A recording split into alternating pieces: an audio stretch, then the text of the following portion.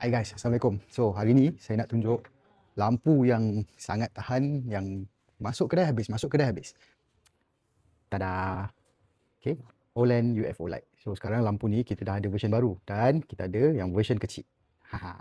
So, yang version lama ni, version baru, dia masih sama, saiz dia masih sama, cuma dia ada extra features.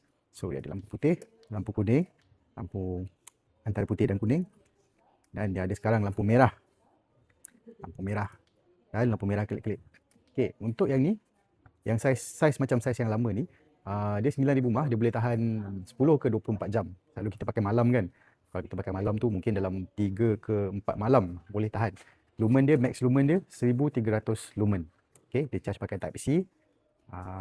Dan dia sangat tahan. Ini yang kecil sikit. Walaupun kecil dia padu guys. Sama cahaya, sama warna putih, warm, antara putih dan warm. Dia ada juga lampu color merah. Dan lampu merah kelip-kelip.